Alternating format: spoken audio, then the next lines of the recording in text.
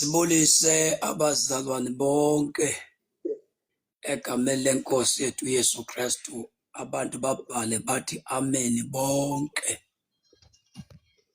ngegama lenkosi uYesu. Siyabulela abathandekayo, siyamkholwa uThixo osincedayo nosivulela umnyango kuba siphinde sibonane kule ndawo. Sisasindisiwe izono zami, sixolelwe nguYesu, ndamamkela waba inkosi nomsindisi wempilo yami. Ndingumntwana kaThixo, wenzelwa inceba nami nguYesu ukuba ndimamkele. Ukwamkela uYesu kukodwa kulithamsanqa kakhulu, bangcwele bam. Cela ke sifunde izwi lenkosi singalibazisi. Incwadi yeZenzo chapter 13 from verse 1 ukuya ku verse number 3. Sizawumane sitsibatsiba ngegama lenkosi. Incwadi yeZenzo chapter number 13 uverse number 1. Sizawuthatha iivesi ezintathu zalapha ekuqaleni, sizawumane ke sitakataka ngegama lenkosi uYesu. Esibini incwadi esizayifunda incwadi yeZenzo chapter 4 uverse number 29 sime ku-31 ngegama lenkosi.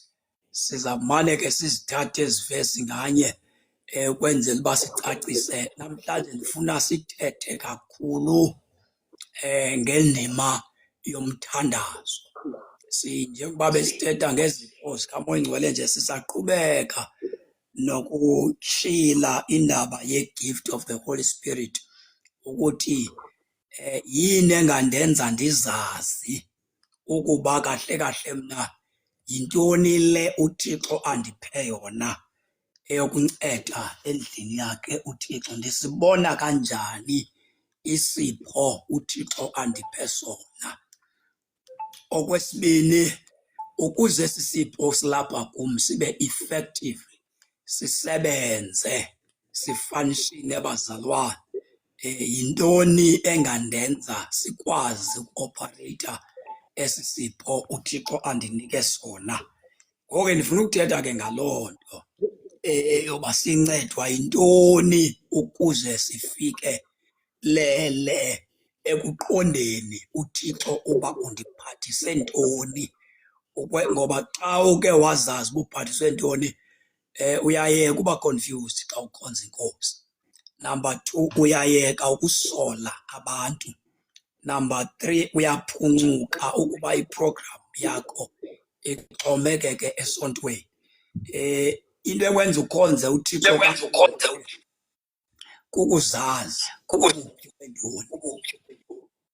Once ungazazi uba ukhonza ngantoni ibandla, wena uncedisa ngantoni apha ebandleni, uhambe ube confused, ukusindiswa kwakho ungabi nambongo lako, ngoba iprogram yasecaweni imfutshane kakhulu, ngeke ikwazi ukusenela sonke ecaweni.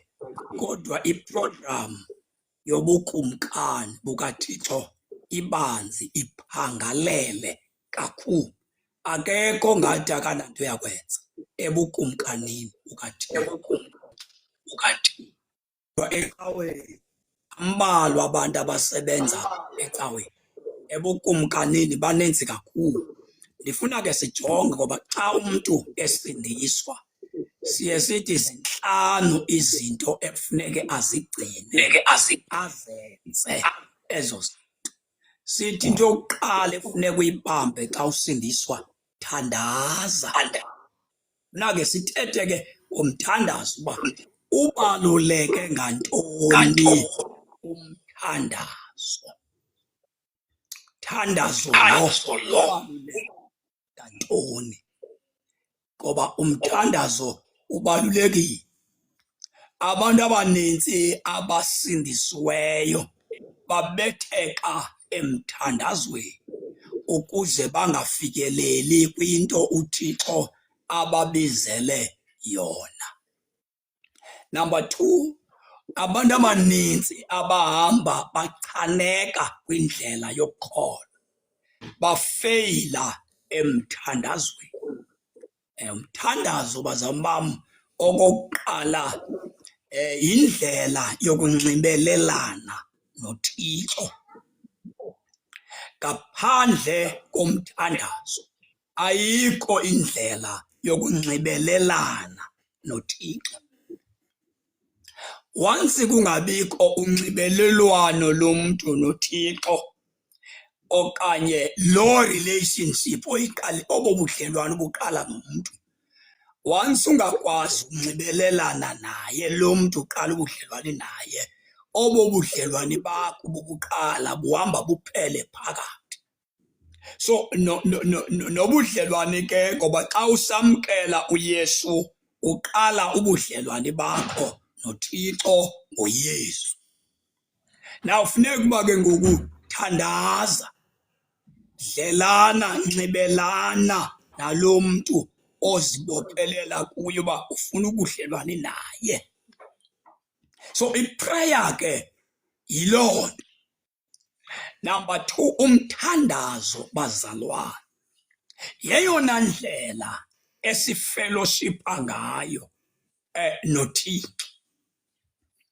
Ukuba ufuna ukwazi uThixo, ukuze umazi uThixo, kufuneke uqale ufunde ukuthandaza. Ukuthandaza ke bazalwane uyazinyanzela emthandazweni. Thandaza ujabulisa. Khona ingoma esaziyicula eyayisithi inzima le ndlela, kube sekuthiwa ke guqa uthandaza. Kusho ukuthi umthandazo nguwo oncedisana nomuntu ekube indlela le noba inzima kangakanani uthi uze uyinqobe ngenxa yomthandazo. Nezipho ke zikaMoya Ingcwele ukuze zibonakale ebandleni, ibandla funeke libe nabazalwane abathandazayo.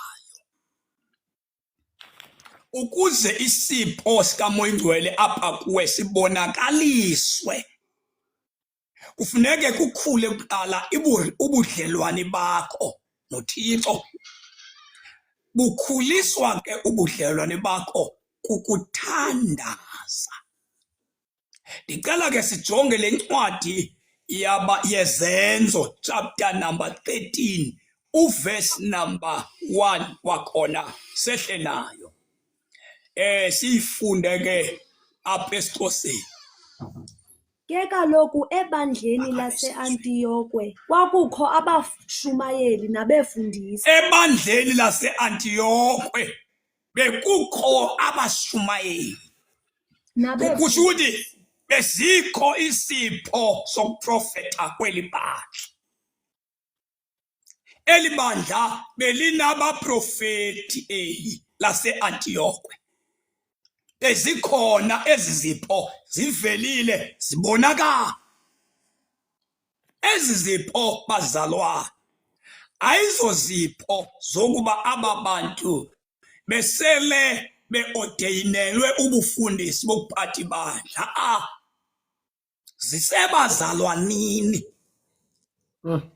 Ngoba igift le fivefold ministry ayoyabantu ababonwe libandla ukuba babe ngabefundisi bebandla. IBhayibhile ngokukaPaul ebhalwe uTimothy uthi ke umuntu onqwenela uba inkokheli, zibala impawu, ukuba inkokheli uyakunqwenela. But i-fivefold ministry, izipho zikaMoya Ingcwele, ayonto orhalela uba ndingaze sipho esithile.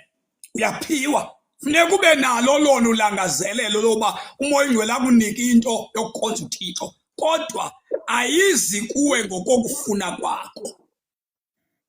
It is not your choice uba ndirhalela uba ngumpostile, ndifuna ukuprofetha mna, ndifuna ukuba ngumvangeli mna. uThixo onika abantu ngokokholo lwabo.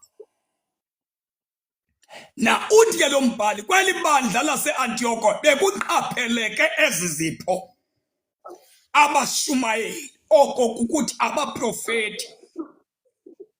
Ke kaloku ebandleni lase-Antiyokhwe kwakukho abashumayeli nabefundisi. uBhanaba, Kusho ukuthi teachers of the word, abefundisi belizwi. Because ibandla funeke libe nabashumayeli, ibandla funeke libe nabefundisi, nekhona abantu abakwazi ukuhlalisa abantu. Ezinye zezinto ezikhona kule mihla yethu kukunqaba kwabefundisi. Babe khona abashumayeli, bangabikho aba bantu bahlalisa abantu bafundisayo.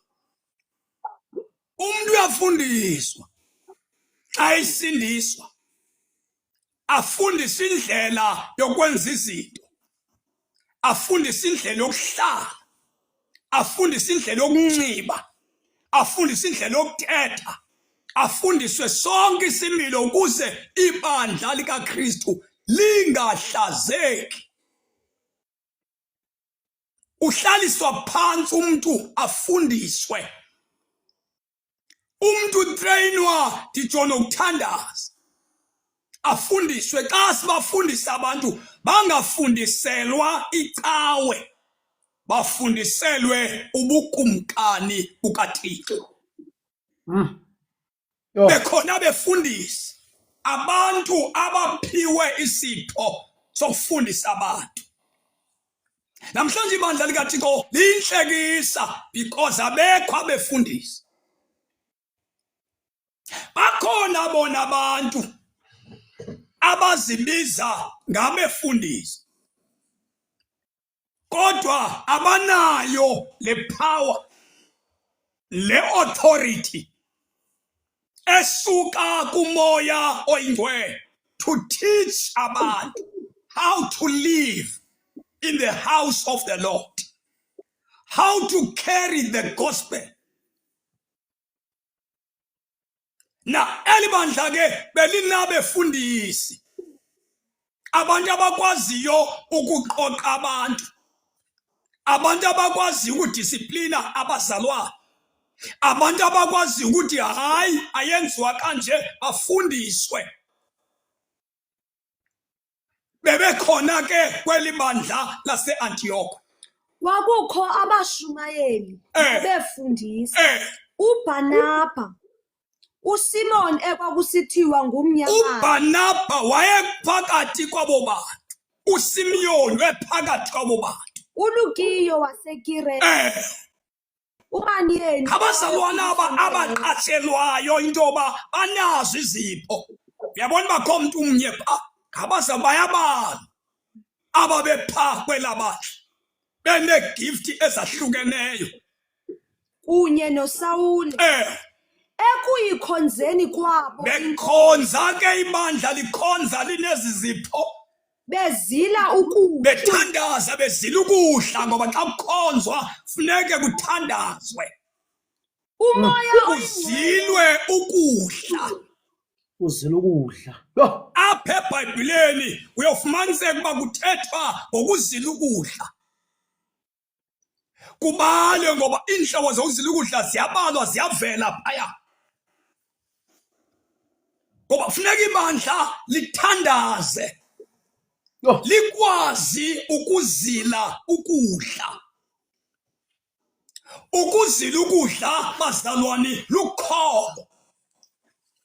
Awuzili kuba ukwazi ukuzila ukudla, uzila kuba unehanga apha kuwe yokukhula, ufuna ukwazi uThixo, uzile ke ukudla. Aba bantu ke badinga umfundisi wokubafundisa ukuba kuzilwa njani ukudla. Batreyinwe aba bantu, kuthandazwa njani, uma njani umuntu xa ithandaza, zintoni efuneka uzenzile before ungene emthandazweni. badinga ke abefundisi kuleli bandla ke lalizila ukudla. Yokuqala ifasting yayibalwayo eBhayibhelini kubala into ebizwa ngoba i-dry fasting. Le fasting i-fasting ohamba without ukusela amanzi. Awutyi awuseli manzi. Iyakhankanywa. Ifasta uMoses efaste 40 days. Ithi iBhayibheli xa ichaza ngayo wayengadli wayengaseli manzi. Wahlala for 40 days and 40 nights. IBhayibheli ithi uMoses wabizelwe entabeni nguThixo wahlala naye kwintaba seSinayi. Kuyabonakala uThixo le ndoda wayigcina wahlala nayo yakwisimo sabantu basezulwini. Ngoba ithi iBhayibheli xa isehla uMoses wehla kusabonakala ukukhanya kwenkosi phezu kwakhe. NguMoses apha eBhayibhelini owathatha olohlobo lwefasting olude. Uhlobo lwesibini lwathathwa nguJesu. uJesu iBhayibheli xa ikankanya ngaye ithi wazila ukudla for 40 days and 40 nights ingawakhankanyi amanzi. Uhlobo umuntu wesibini wafasta le fasting ekuthiwa i-dry fasting yaba ikumkani yaseNiniva. Elithi iBhayibheli kufika uYona eShumayela ebizela abantu enguqukweni ethi insuku zisiyeke ziyi-40 Niniva ibhukuqwe. Ithi iBhayibheli lakumkani yabiza abantu bayo yathi makuzile ukudla kunganikwa silwane. Insuku ezintathu kungadliwa kungaselwa amanzi. Na elithi iBhayibheli ke bathi bakuyenza loo nto uThixo wasijika isigqibo ebesithathile because iveza amandla okuthandaza. Fasting yesibini ebizwa ngoba yi-wet fasting. Lo fasting kuhanjwa kuyo kungadliwa kodwa amanzi esetyenziswa. Lo fasting yabazalwane yi-fasting eyenziwayo ngabazalwane. Masizothandaza eyona nto ngiphezu kwayo lalikhonza lizila ukudla. Lalikhonza lizila ukudla. Lithandaza. Ngoba funekanga ibandla likhonziswe uwaya lingabizelwa ekuthandazeni. Ingozi yanamhlanje kuba abantu bangabethetha thina asehlelwa nguThixo kuba sizile ukudla. Bayenze ngathi le nto yokuthandaza ayifuneki. Bathi thina singabantu begrace. Igrace ilungile. Kodwa soze ubone umangaliso kaThixo kuwe ungathandazi. Uyawubaliselwa. Uyawuncokola ngeBhayibhili. Uyawubona uThixo kubantu beBhayibhili kuphela. Soze umbone uThixo wena. Soze uyi-experience into yokusetyenziswa namandla kaThixo ungasondeli kuThixo. Wena uzawusikalela ngoMateyu noPawulos kodwa soze wena wa-experience amandla. Ubufuna amandla kaThixo nkqu uYesu. uYesu ubephila ngomthandazo. Izinto bezingazenzekeli automatically. Kaloku ukusindiswa abazalwane bubudlelwane. Akekho kumuntu one-friend yakhe angafuni ukuncokola nayo. Ukuba ngabe unomhlobo, umhlobo iphela imini ungathethanga naye. Umhlobo aliphela usuku ungakhange uxoxe naye. If uKristu okanye uThixo ngumhlobo wethu siyamkhumbula. Uthi umculo wakwaZulu wecilongo ndimkhumbula uJesu wami umhleki. Ndimkhumbula amaxesha onke. Athi ke lo mculo ndihuba ndihamba endleleni. Ihubo lwezinsuku zonke. Wakuba nobuhlobo noYesu. Apha kuwe kuringa yena, ucinga ngaye, uzonwabisa ngaye, uvuya ngaye, uhlabelela ngaye. So xa ungumzalwane osindisiwe uyakuphaphamela ukuthandaza. IBhayibhile uYesu ubenzela umzekelo kuLuka 18 verse 1. Uthi wabenzela umzekeliso ukuze bahlale bethandaza, Bangethimanga. bangehli emthandazweni. Uthi wena ibandla laseAntiyoko ke lalithandaza, linazo igift ezi, kodwa lithandaza lizila ukudla. Ngoba xa sithandaza abazalwane, ezi gift esinazo esilapha kuthi sitsho ziphakame zivele, zikwazi ukusebenza phakathi kwebandla. Bangafi abantu uThixo ekhona, bangabhubha abantu ukhona izinto zokubanceda, ngoba ziyalala xa ungathandaza. Izipho zikaMoyingwele zifuna umuntu othandazayo, zifuna umuntu ozi-aveyilayo kuThixo.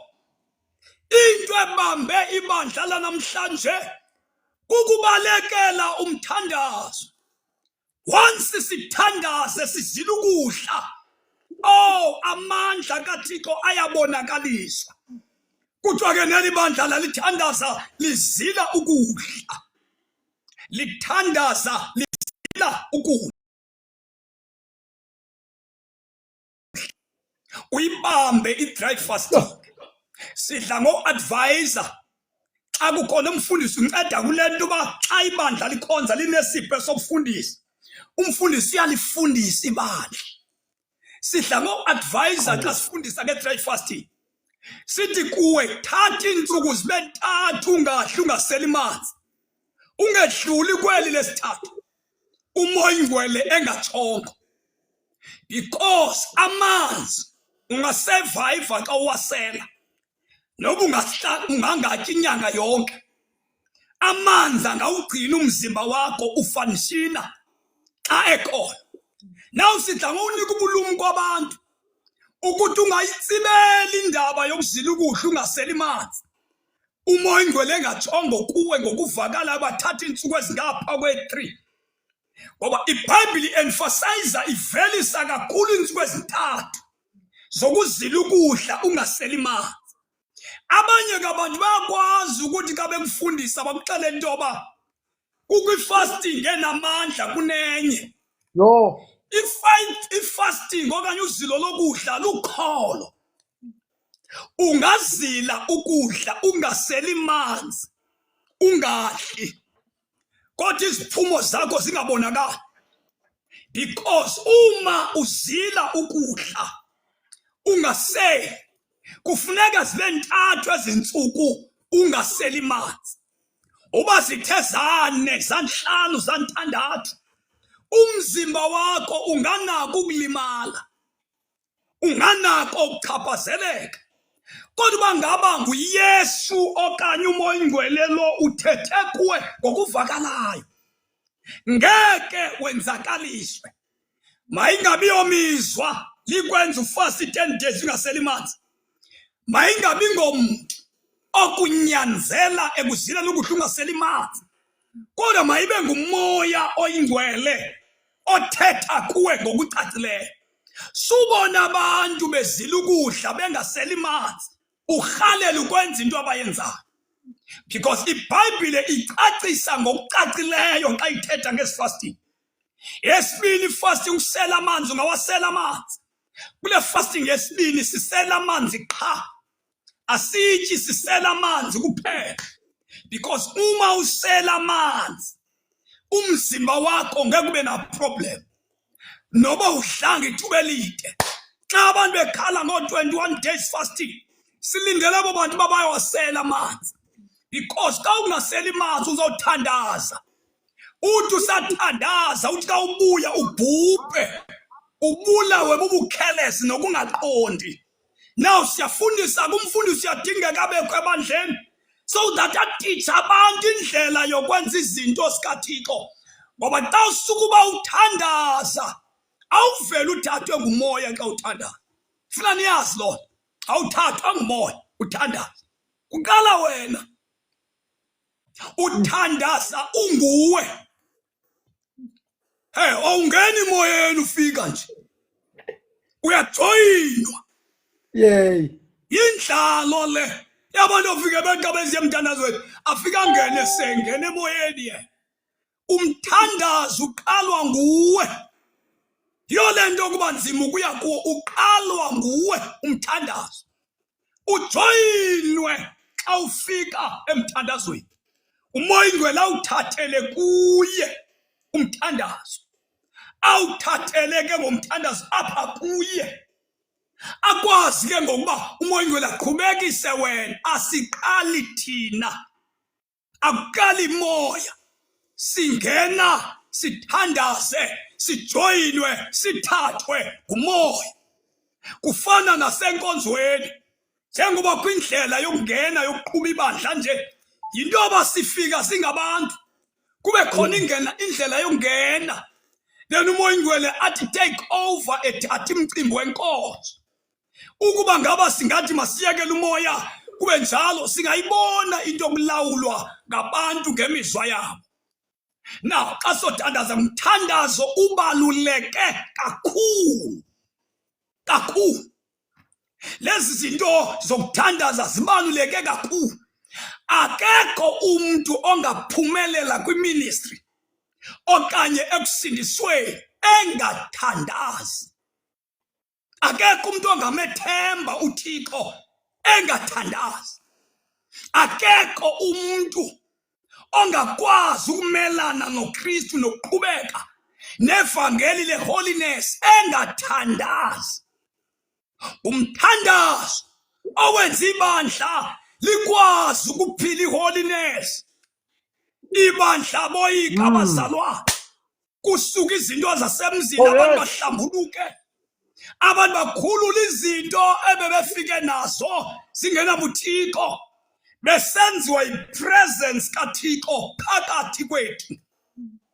IBhayibhile aba babezila ukudla bethandaza. Ewe, yes. Wathi umoya oyingcwele bezila Bathetha wengcwele. bezila ukudla. umoya Wo. oyingcwele wathi kubo, Umoya oyingcwele wathi kubo, ndikhetheleni uBhanabha noSawule ndikhetheleni uBhanabha noSawule. ukuze benze umsebenzi. Uthetha umoya oyingcwele. Ngoba xa uthandaza unyathela phantsi inyama yakho, kuphakame umoya. Le nto ntetha into endiyaziyo. Thandaza ukukhupha entluphekweni. Thandaza ukwenza ungasokoli. Umthandazo ukwenza ungavalelwa. Thandaza. Alikho ibandla ongeke isipho uThixo asibeke kuwo ekuthiwa singangasebenzi. Ayikho inkqubo yecawe engavimba umuntu othandazayo. Akekho umuntu ongathi ibandla lam alindiplana, alindivumeli uba ndisebenze. Umuntu othandazayo akavaleleki. Umuntu othandazayo akabanjwa. Umuntu othandazayo uyafohla. Mamela, into kaThixo ifuna wena. Akho muntu angakukhulula. Tu noba ungumntu wesifazane, noba ungumntu ohlalayo ephile semncinci, awuvaleleki xa uthandaza. Xa uthandaza. Kodwa umuntu ovalelekayo, bazalwane, kuvaleleka umuntu ongathandaziyo. Xa ungathandazi uyavaleleka, because wena usebenza under inyama, awusetyenziswa uThixo. uThixo bazalwane bam uza kuwe ngendlela wena omfuna ngayo. Xa sukuba uthandaza, iBhayibhile wathi umoya oyingcwele. Umoya oyingcwele wathi kubo, ndikhetheleni uBhanabha ndikhetheleni uBhanabha noSawule ukuze benze umsebenzi ukuze aba bantu benze umsebenzi endibabizelwe wona. ngoko ke bazila ukutya. Xa ibandla lithandaza Nkosi yamakhulu. okafulani babakhona ke ngoku abantu ababizwa nyhani nguThixo. Yo. Bayavela aba bantu ekuthiwa babiziwe. Aba bantu esithetha ngabo sithi aba bane-calling. Umntu la kuthi une-calling uyakhutshwa kwicawe le yakhe, ugula anda inkonzo yakhe, anikwe igift zokusebenza kuloo qali wakhe, then abizwe ke ngokuThixo. Xa kuthi ubiziwe kutsho ukuthi lo mntu ke ngokusebenzela uThixo, akasabhilongi, akameli inkonzo. Noma lo mntu kungathiwa ukuseva phantsi kwebandla elithile, kodwa ngoku lo mntu usengumntu wokusebenza esetyenziswa nguThixo. Esebenziswa nguThixo ngoku, ubizwa full time nguThixo, embizela emsebenzini wakhe. Bakhona abantu abanjalo abahlala emhlabeni beyekiswa izinto bebezenza neento zabo nemisebenzi yabo, uThixo ababizele full time kwiministry. But abo bantu kufuneka bavele kubandla lithandaza, bangakhutshwa sithi, bangathunywa sithi, bangabizwa sithi, bangazibizi nabo, babizwe nguThixo bephuma kwibandla elithandazayo. Labo bantu ke babalusizo emabandleni ethu ngoba bona bamela uThixo. Bamela uThixo, abameli inkosi. Ngaba uJeremiah athethe ngabo kwincwadi yokuqala, chapter 1 verse number 5. Yathi aba bantu babizelwe 1 ukunyathula, number 2 bayadiliza, number 3 bayatshabalalisa. Aba bantu into abayibizelweyo kukuba balicoce ibandla likaThixo, basiphule izinto ezityaliweyo kwikingdom kaThixo. Babizela uba aba bantu basiphule badilize ezakhiweyo zingekho. Oh yes. Aba bantu babizela uba batshabalalise izinto ezingenelela umbuso kaThixo. Abayeki ibandla lihambe nje lise. Abantu bephila into abayithandayo. Ibandla ke liyabadinga abameli bakaThixo, those who called by God, ukuze bamele phezu komhlaba.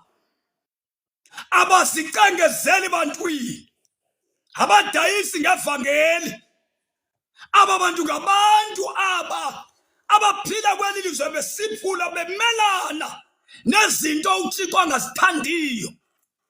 But aba bantu funeke bazalwe ngamabandla. Ilishwa ke lelo kuba amabandla akuvila phele ukuthandaza.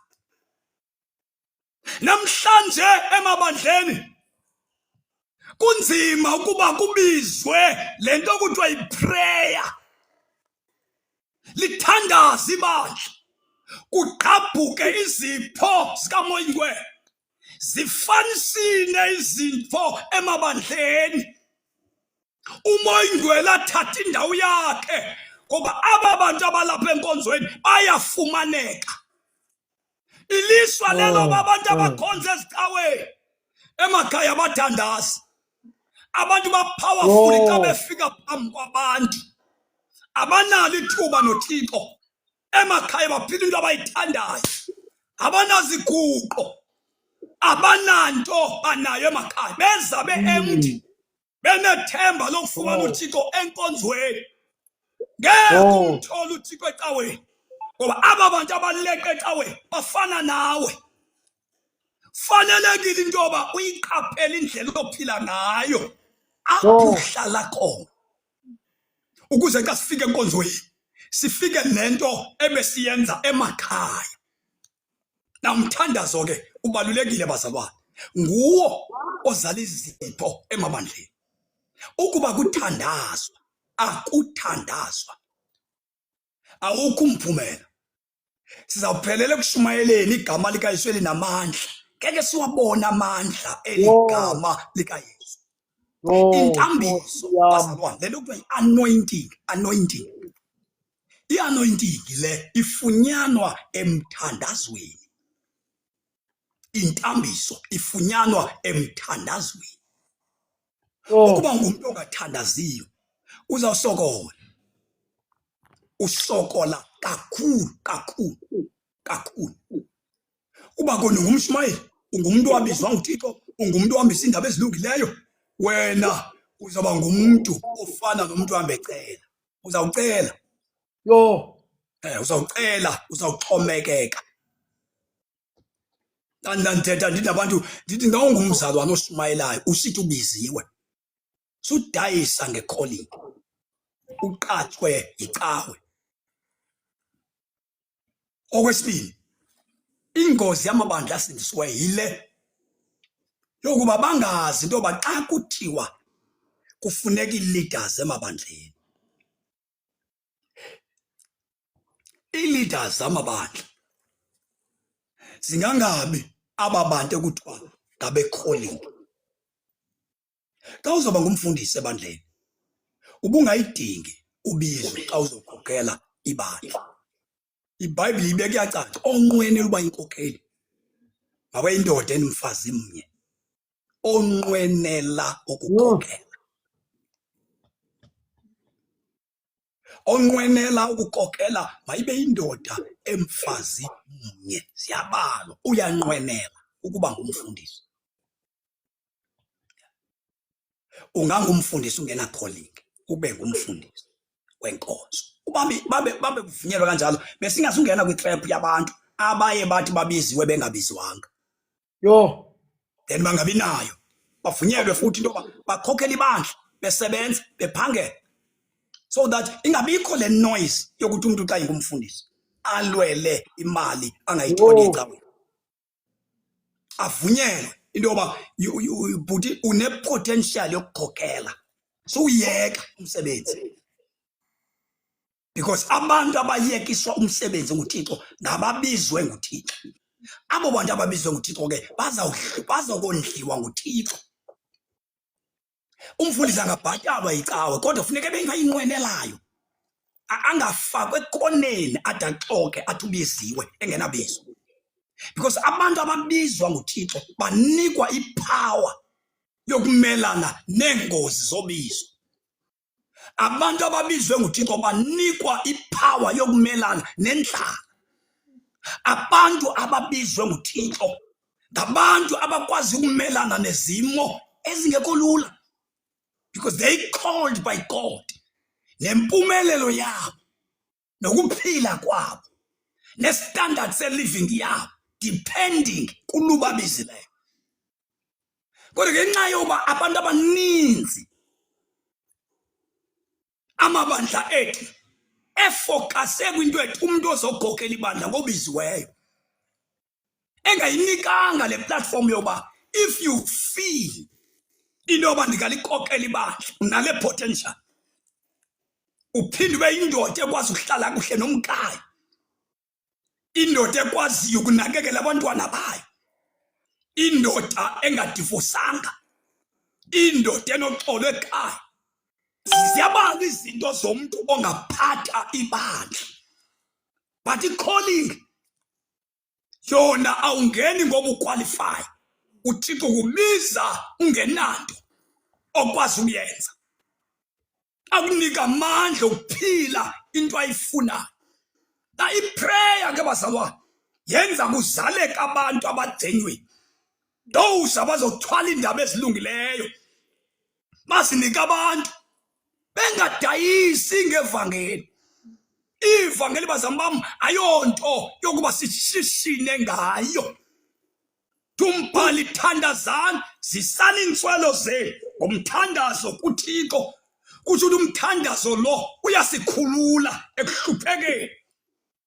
So ibandla xa lithandaza kuvela izipho zikaMoya Oyingcwele zifanisine zisebenze kulo ibandla. Ungumfana omncinci ungaphumi ulahle umsebenzi ulahle isikolo kanti akho nto ithethiweyo nawe. Yo. Ufoswa njengoba uyashumayela. Xa ushumayela ayithi ubizelwe ukuba uyeke izinto, but funeka uthandaze so that ukwazi ukuphila according to God's will. Ngoba akekho ongaphila intando kaThixo ekude nomnikazi wentando. Now uthi aba babethandaza Babethandaza. bethandaza bezila ukudla bephila bezila ukudla. Wathi uMoya Oyingcwele kubo Thetha. Yo. wathetha nabo phakathi kwalamadoda akhonzayo enyulelela uBhanabha noSawule baye emsebenzini wam endibabizele wona. Lamadoda kazukuphumela ke ngoku lecawe aya kumsebenzi kaThixo kaMoya Oyingcwele ababizele wona. Uwakhupha phakathi kwi-comfort zone wakhuphele ngaphandle umoya, because elibandla lalithandaza imfihlelo yokuphila iholiness, imfihlelo yokuzazi ububizelweni. Thandaza xa ungumntu. Incwadi yeZenzo chapter 4 verse number 29 sizothandaza. Yiba ngumntu othandazayo. Uzayihluphekisa ifamily yakho xa ulivila emthandazweni. Uzawusokola. Kunemimoya engaphumi emntwini ngokuba ubekwe izandla. Isuswa nje kuba sebukhoneni bukaThixo. Abantu abangathandaziyo imimoya engcolileyo ayisuki kubo. Mawuthandaza uyakhululeka. Okwesibini, umthandazo uzisa uxolo ngaphakathi kuwe.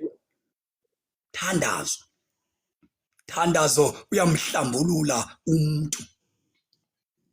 Thandazo. Xa uthandaza kukho izinto ziyekiswayo bengaziyekanga abanye abantu. Ziyekiswa xa uthandaza. Xa uthandaza awufani nabantu. Siyalolwa isazela sakho. Xa ungathandazi uba sengxakini. Umzelo omncinci, isazela sakho asiphili xa ungathandazi. Tu uba ngumuntu ofelwe sisazela xa ungathandazi. Abantu abangathandaziyo abayoyiki i-corruption. Yo. Tu Yo. unamakholwa afunyanwayo ngonxa ungathandazi. Yo. Yabona nje ilizwe licorrupt kanje nje, nathi siyachaphazeleka kwilizwe elicorrupt. Njengoba ilizwe lisengxakini le-corruption eninzi itholakala nakubantu bephethe iBhayibheli beshumayela. Uba ngaba abantu beli lizwe bathi xa bezofumana izinto zeli lizwe bakhupha imali ngazo bazithenge, nawe uyazithenga. uYesu engaphakathi uthetha ngeholiness kayisazela unayo. Uyabona xa ungenasazela ungathandazi ukuba ngaba kuthengiswa ngelisensi, nawe uyayithenga ilayisensi. Kuba ngumhlaba la, umhlaba unqinelana nayo i-corruption. Uthi hayi ngomhlaba. Uyabona uba kufunyanwa abantu abeba umbane ka-Eskom bethwebe imibane ezindlini, nawe ngokuthandaza uquqa yonke imihla enkonzweni uworship uThixo ushumayela ilizwi lenkosi ube phakathi kwabantu abebele u-Eskom umbane ukhona. So iprayer iyakwelusa kwinto enjalo, ubalisela. Uba ngabe emsebenzini ukhona izinto ezebiwa ngabantu, nawe uba kuloo group yabantu abathatha izinto abangazinikwanga. awubuyi ngoba isazela somuntu asiphili ekude nomthandazo. Futhi kuyakhonzeka, uyakwazi ukhonze nyani ungene kumoya. Kodwa lo moya onawo awukwazi ukukuxelela. Uba kuthethwa ngomuntu ngelizwe elisengxakini, yi-corruption, nawe ungunobangela walona. Because iprayer iyakunceda, umthandazo uyakulungisa. Umuntu othandazayo asinangxaki naye ngendlela enza ngayo. Because abantu abangomama nabangotata abazama babukela kuwe wena ulitata uba wenza njani, babe sebefuna ukufana nawe. Ilizwe lelo kuba if apha ekhaya ndinabantwana nomfazi, umfazi wam unxiba ibhulukwe, obviously uba ndilikhokela ndizawuzinxiba ezo bhulukwe ezo, because lilinganisa umkam. Alinxiba ibhulukwe kuba libone kumkam ubunxiba kanje, lanxiba ngolu hlobo. But uma aba bantu bethandaza, bazama awuphumi ulihlazo xa uhlala noThixo. Yo. Xa uhlala noThixo, awuhambi according ibandla lakho. Le nto uyenzeli ngenxa yecawe, no. Uphila impilo different. uPaul ubhala amazwi uthi jonga Timothy mfana wam, musukuvuma ukuba udeleke ebuncinaneni bakho. Athi kuPaul, suka ube ngumzekelo wabakholwayo. Xa uthandaza funeka ngexesha ndikhonza nawe, kodwa xa ndibonakale ndehlukile, ndingafani necawe lendikhonza nayo, ngoba amanxaxa akhona nakwephi icawe. Thandaza ukhupha ikharektha kaJesu emntwini, kuyasolwa. Le nto iinkonzo ziyo namhla, thina safika amabandla engenje, thina sifika amabandla emhombela uThixo esenza kakuhle. Xa uthandaza kukhula apha kuwe ifiye, uba noloyiko lukaThixo. Awukwazi uba nomoya ingcwele madoda uthethe ngelwimi ezintsha, kodwa siye sibone ukumdelela uThixo apha kuwe. Yo. Sisindiswa thina abantu abangasindiswanga, bathi befika emthandazweni athi mangabe unxiba iskipa sakhe umbone efuna ijakethi xa kuzothandaza, ufuna ukunxiba hombele ukuthandaza. Thixo wami. Athi akusindiswa ke ngoku sesithi uyamazi uThixo ahlube nezo ngubo ahambeze. Kanti ngela xesha ubengasindiswanga ubethi xa kuthandazwa akuhombele ukuthandaza, akuhloniphe ukuthandaza. Wayezawuthi xa sele emamkela uYesu wathi uyamazi uThixo, wathi ufutshane noThixo, engazuba yilaa nto ebekade soyika uThixo kuyo. The Holy Spirit bazama xa sithandaza kubuya ukumoyika uThixo, kukubuya ukumoyika uThixo. Ukoyika uThixo kuyaphela xa kungathandazwa, aqheleke uThixo. Kube lula endlini kaThixo ngoba simoyika lo uThixo, senza into esiyithandayo. Abantu bakopa kubafazi bethu thina sikhokhela amabandla, baphila into efilwa ngamakhosikazi, banxibe ngohlobo amakhosikazi anxiba ngalo. Nendoda ke xa yehlulwe ngumkayo ayikwazi ukuphatha ibandla ikokele, ayikwazi ukukhalima ebandleni, yoyisiwe.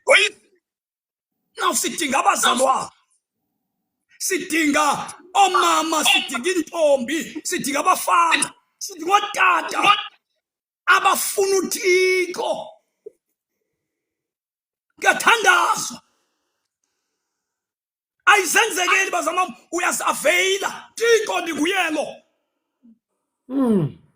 kuze ndifundise nabantwana bam ukoyika ukaThixo. Le nto ndiyiyo ecaweni funeka abantu bayifumane kwam, because uThixo ayingowasecaweni. uThixo ubomi bam funeka ndiphile naye, futhi funeka abe namandla ekhaya uThixo kule ndawo ndihlala kuyo. Thandazo wenza umuntu abe noxolo, wenza umuntu abe nothando, wenza umuntu akwazi ukuhlala nenkosi. So xa singathandazi sisengxakini bazalwane yabantu abazenzisayo. Kubonakala indlela abaziphethe ngayo uba uThixo akasiwa apho. Namba bantu ayikade efundisa ayeke ufundisa. Kuyafundiswa ebandleni. Ibandla umuntu akaphili into ayithandayo. Xa kusekhona amadoda abiziweyo nothandazayo aba nesibindi sokukhalimela izinto. Basengxakini abantu banamhlanje. Hayi into ezokukhulula. Thandaza. Khona umculo wesicilongo othi funa inkosi ekusitheleni. Uve kahle ukunyenyeza kwenkosi. Ezintweni zonke buza intando yayo. Funa inkosi. Uyabona xa ukhule enkosini uncedakala. Uba nendlala kaThixo. Xa ukhula enkosini uba nendlala kaThixo. Uba nolangazelelo. Uba nesazela. Awukwazi uhamba noThixo ufunyane kucorruption. Awu madoda ukwazi uhamba noThixo ufunyane kubantu abangadingi imbali. Awukwazi hamba noThixo ufunyane kubantu abadayisa abathengisa ngelicense. Awukwazi qala ibhizinesi ngendlela emnyama hamba noThixo. Awukwazi ukuthi kweli lizwe sesiphila ngolhlobo. Hey, kweli lizwe sesiphila ngolhlobo. Sikhutsiwe ezweni. Sikhutsiwe ezweni. Namhlanje si-understandisana ngobubi. I-prayer iyathintela. Thintela i-divorce emabandleni phakathi komzalwane. Abazalwane bangadivorce. Umthandazo ukhona. Abazalwane xa bethandaza bayahlangana in spirit. Bahlangana emoyeni. Yema ngitshade nenkosi kanje ufune sihlangene emoyeni. Sihlanganiswa yiprayer. Abazalwane nomthandazo uyakhulula. Verse number 29 standards. Kaloku nje Nkosi ziqale izoyikiso zabantu. Thina zicaka zakho usenze siluthethe udaba lwakho ngesibindi. Sithethe udaba lwakho ngesibindi. Philisa ngesandla sakho. Philisa ngesandla sakho. Bathandaza. Unike amandla kuba ziyafunwa izimangaliso zifunwa ngomthandazo. Nemiqondiso. Sizabaliselana iintsomi thina. Sibaliselana iintsomi uba kwakungenje ngexesha likabantu bekunje kwake kwanje sawubalisa iintsomi. Ngamavili omthandazo.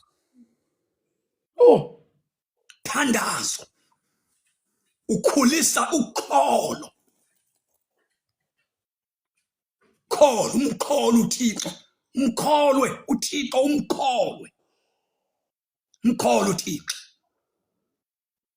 Thixo umkholwe. Umkholwe kungekhonto umkholwe. Awubalisa iintsomi sithathe sibalisa amabali. Sikaxesha likazibani ba kwakunje kwenzekani kwelam nelakho ixesha. Uzawuthini wena kubantu abangenaThixo? Uzawuthini? Ngeke awukho ummangaliso bazalwane tu. Awukho mangaliso ungekathandazwa. Hamba. Philisa ngesandla sakho. Unike amandla ikhona igift yehealing. Khona umzalwane onayo. Kodwa isebenzi ikhona. Funeka umthandazo. Khona umzalwane apha unesipho sokuphilisa abantu. Kodwa ayisebenzi ingade ayikho ikhona. Funeka ngokube khona umthandazo. Ohlokoloza le gift kulo muntu. Philisa ngesandla sakho. unike amandla ukuba imimangaliso unike amandla okuba imimangaliso wokuba imimangaliso nemiqondiso yenzeke ngegunya yenzeke ngegunya lesicaka sakho. Kuyathandazwa igift yemiqondiso ifikile ikhona kodwa ayifanisini. Thandazwe ke ngolimandla, khawuphilise, khawenze imimangaliso, ecengwa uThixo limandla. Thandazwe, thandazo. Uyabona umthandazo ukona, bakhona abantu bavukileyo namhlanje kuthiwa ngabathandazi. Yes, Abantu Nkosi. bavukile bade babevule nje bazikhethe apha ebandleni babe ne-leader yabo. Most of yemithandazo evukileyo yee-groups zemithandazo evukileyo akasetyenziswa uYesu, kusetyenziswa igama elithi bawo. Abantu bele mithandazo bathi bawo, basukile kwigama likaYesu. Into zabo wazifumana kubawo. Hayi Nkosi, hayi Nkosi, hayi Jehova. Ngabathandazi baninzi kwiindawo zonke bangabathandazi, bathandazi, oomama abathandazayo balidwe ngomnye umama, behlukane nebandla, umzimba lo behlukane. Abathandazi bathi bazi-intercessors. Ii-intercessors azimemezani, Yo, ii-intercessors azikhanvasi, ababizana abantu bathi izojoyina i-intercessor. Ii-intercessors zihlanganiswa secretly ngumoya. yo. Azinalida futhi engumntu eziyibekayo. Hayi bo. Bekwalida kwi-intercessors. The Holy Spirit is the leader of the intercessors. Namhlanje sinabantu ababizwa bazi-intercessors, bane-conference zobuzo-intercessor elibala public. Oh, Zii-group ezinye ziba khona because it is a strategy of the devil to hey, divide. Samoyweni. Si-strategy sikasatani ukuba divide abantu. Abantu abazi-intercessors emabandleni bebekhona kudala, sifikele kubo thina. Abantu bebethi ngamthandazo bangabonakali, bangafeli, Yo, kodwa imisebenzi yabo ngoba bebethandaza besemfihlakalweni kwenzeka izimanga ezikhulu ngenxa yabathandazi. Namhlanje abekho abathandazi, kukho abantu abazijoyinisileyo nabangena kulaa intercession babe ngabathandazi kwabona besesengxakini bengekakwazi ukuthandaza. Uxa bethandaza pha bathetha ngeengxaki zabo. Umntu wethu yi-intercessor usubekhulile kwiprayer,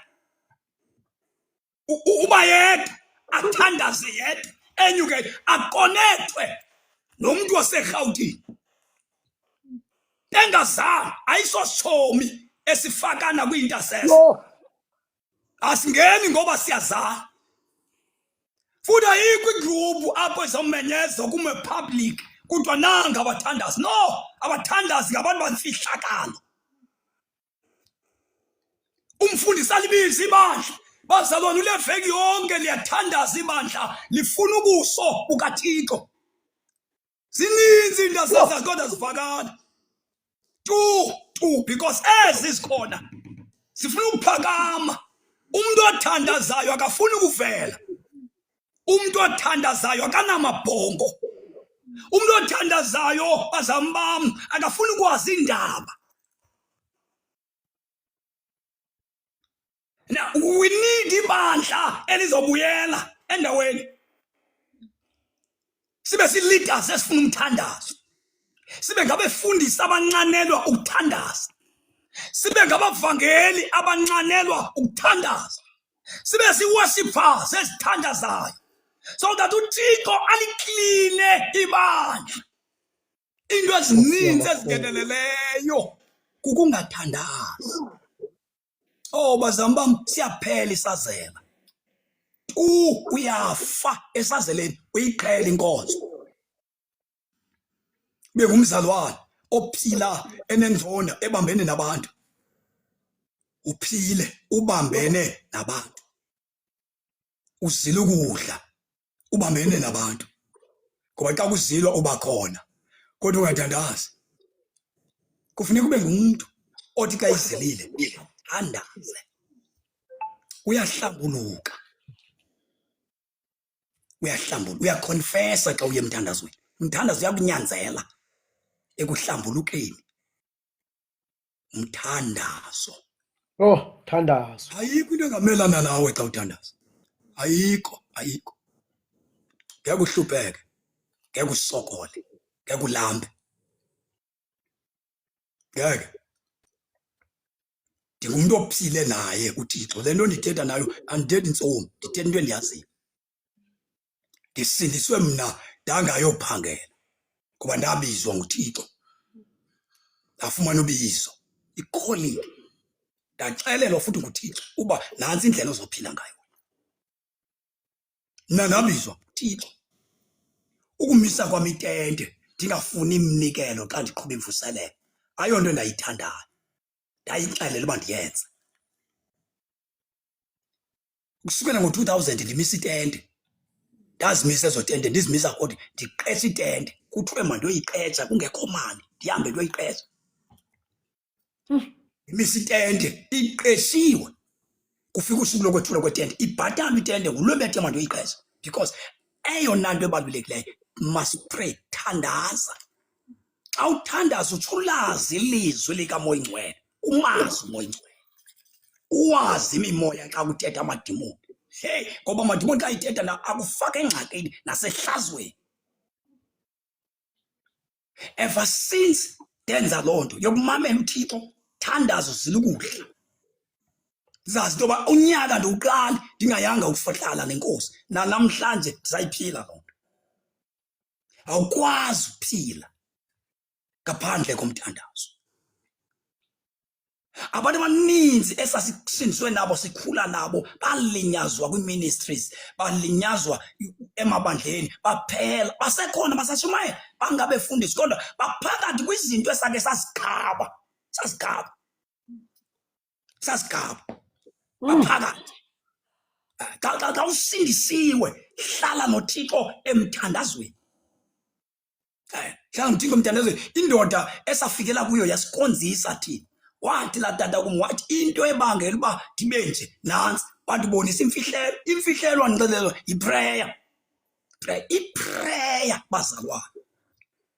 Abantu abaninzi bandazi manje zile Assemblies of God sebenzile. Futhi ndifike ndimncinci ndibona ndimncinci. Inkonzo yase-Assemblies of God ingasebenzi bantwana nje.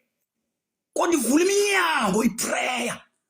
Ikubeke futshane nabantu abakhulu. Shumayele. Without any into yoba ucelele ukushumayela okanye uziveze.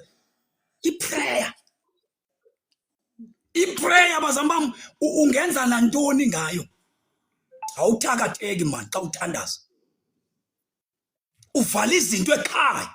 Jonga apha ekhaya andiyifuni into ethile, andiyifuni into ethile, andiyifuni into ethile. Uyivale, ivaleke. Umthandazo xa ungekho noba ushumayela ngakanani siya-entertaineka imessage yakho. Ngeke awujiki xa uthandaza. Uba nesibindi xa uthandaza. Uba nesibindi xa uthandaza, uba nesibindi esikaThixo. Awulogwala xa uthandaza. Umthandazo wenza umuntu angoyiki. Kodwa xa uthandaza uyagcwaliswa, uyabhaptizwa, uyanxityiswa. Ingubo kaThixo. Ndiyeke ndinithandazele. Asibuyele emthandazweni. Bathandaza apha. Masibuyele emthandazweni. Ibandla lokuqala belingenamagqwetha. Ababa xa bengena entweni bazothethelwa. Bebengenamagqwetha. Umuntu ebebanjwa angene ejele. Ibandla lingambheyili. Ibandla lingambheyili, ibandla lingambheyili. Uthandazwe libandla akhutshwe ingilosi esuka phezulu. Eliya wayenoluvo olufana nolwethu. Wathandaza yema imvula for 3.5 years. Oh Nkosi. Wayefana nathi ncamazo. Enoluvo njengathi. Yo! Wayefana nathi uEliya. Oh yini Nkosi. Ayikho into esingangayithandazeli. Into nomthandazo udimanda i-repentance. Uyaguquka xa uthandaza. incwadi xa sawuthandaza Moyo ingcwele. yes Kronike zesibili Oh chapter yes. 7 verse number 14 sivale ngayo umthandazo udemanda irepentance xa kuthandazwa kuyahlanjulukwa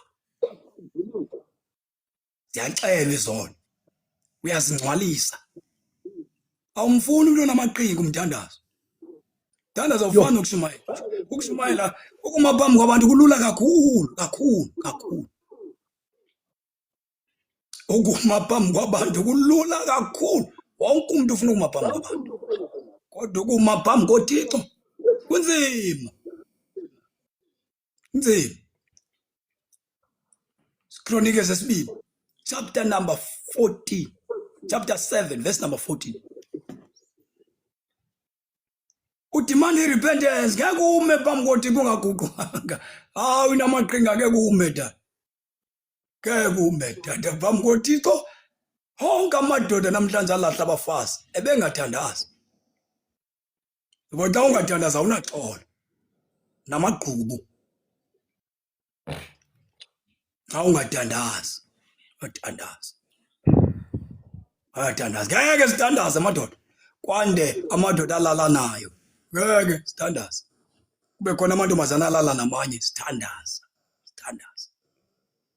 uThixo uyaliklina ibandla xa kuthandazwa ziyavela izoni awenzi nothanda tu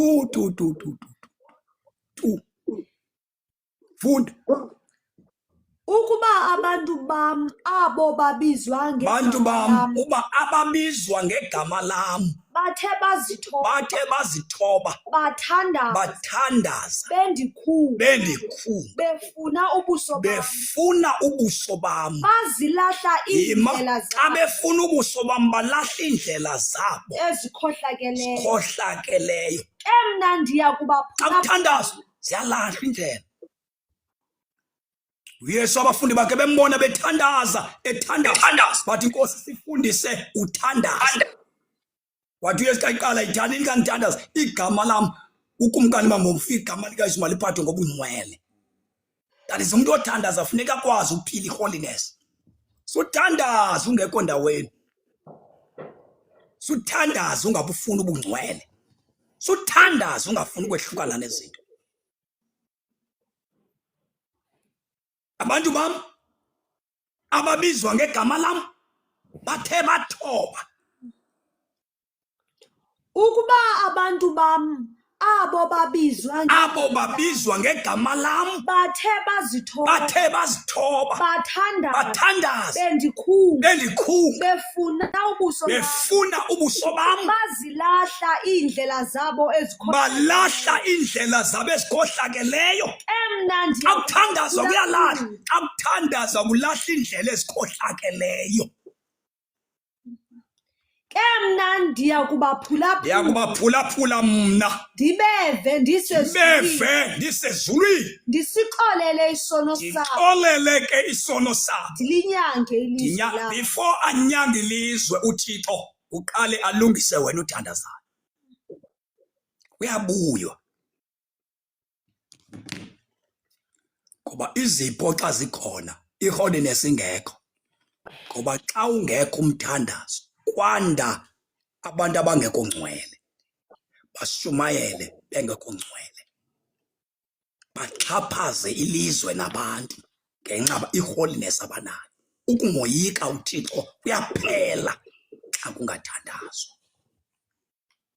kuyaguqukwa xa kuthandazwa ndiyakuva ndisezulwini xa abantu bam belahla iindlela zabo akuthandazwa ungekho ngcwele thandazwa kungahlanjulukwanga bazalwane awukwazi ukukhonza uThixo kodwa ungafuni nenhliziyo yakho awukwazi ukukhonza uThixo ungamniki inhliziyo yakho ke mna ndiya kubaphulaphula le family yakho idinga wena uthandaze abantwana bakho badinga wena ubathandazele ibandla lakho lidinga wena ulithandazele kwawena awudingi mfundisi unamandla udinga wena avail yourself.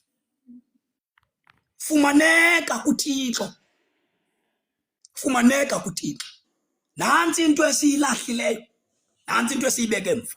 Nansi into abafundi bokuqala abahluke ngayo kwibandla lanamhlanje. Nansi into ebangela uba singafani nabantu bokuqala ne-founders zamabandla aba esincokola ngabo sibalisa izinto uThixo asebenze ngabo. uThixo usebenza ngabantu abafumanekayo. Yoyolala ingcwabeni ungazange umbone uThixo esenza something ebomini bakho. Lahla izono, buyele enkosini. Le problem obhekene nayo noncame walahla imali yakho kumaxhwele nako siyazi. Wehla usenyuka ukhangelana labashumayeli bemimangaliso. Lalela ndokuxelela, uyawuzula umhlaba wonke ungabi nayo impendulo. Uyawuhamba izwe lonke kodwa ungancedakali ngoba uncedo lwakho alukho ebantwini. Uncedo lwakho lufumaneka kundikhona. Kwawudlalwa ngawe kulomhlaba xa useyika ukusondela kuThixo. Masibuyeleke emakholwa emthandazweni. Sizavuka isazela sakho umbongo uThixo, ukwazi ukonza uThixo ngoba le nto kwehlulayo idinga wena. Avail yourself phambi koThixo. Udlala yiba nethuba lomthandazo. Hey, lilela abantwana bakho, lilela ifamily yakho.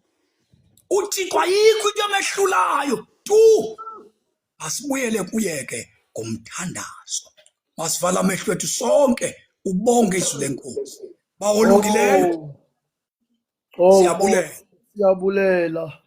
Kakhulu Siyabulela Thixo, siyabulela somandla. esithethe nabo namhlanje Siyabulela. obakhululayo. Thixo wam othandekayo, Siyabulela Thixo. Father, we ephakamileyo. thank you. Baba wethu Bakhona ongcwele. abeve ngendlebe zakho. Thixo wethu Bakhona ongcwele. Nkosi Hallelujah. abamelanayo nenhliziyo yakho. Hallelujah. Siyabulela Siza ke Nkosi kakhulu. abo wena obafunayo. Thixo wam Siyabulela. othandekayo, Bethe kakuhle Nkosi. uyathandaza.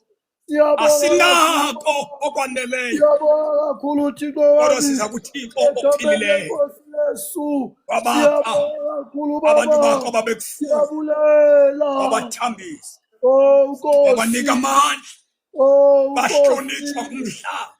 Nkosi. Thixo wam oyingcwele ngexesha labo Siyabulela. waphakanyiswa, Siyabulela wakhonzeka, Nkosi. wancedakala abantu bakho.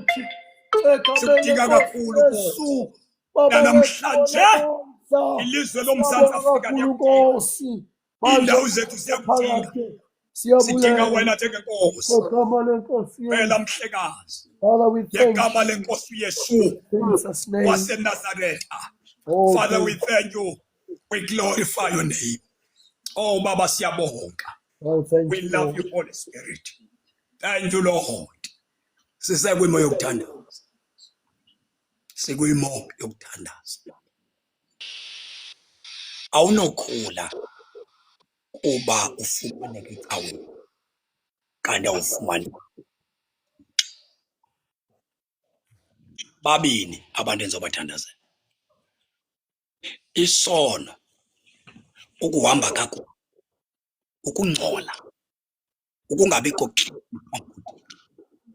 kubulala i-appetite yomthandazo. Awubikho okuma phambi koThixo xa ungaphili kakuhle. Liyaphela ulalangazelelo ubunalo xa usindiswa, xa uke wangena ezintweni watyobheka. Cela ukuthandaza na abini qha abantu endizobathandazela ngabantu abazibophelelayo. Ukusukela namhlanje ndizawuthandaza. Wokuqala umuntu endimfunayo, xa uzothandaza kufuneka ubuyele endaweni ekhaya. Ukuba sesonweni, ukuphila isazela sakho sikulahlile, ungasekho ngcwele, awukho ndaweni. kufanele kuyo kuzothandaza. Likhona igazi likaYesu ukusihlambulula. Bengicela ukuthandaza ngoba abantu abayi-261 abakhona. Uba ukhona umuntu othi Nkosi undifumene andiphili le nto ithandwa nguwe, ndityobhekile, ndiphile ndikhonza nezono okanye andikakhonzi, ndithi uYesu andihlambulule namhlanje, xolele izono zakho ukuze ube namandla okuthandaza. Suka kule nto lahla indlela ezimbi, ubukhona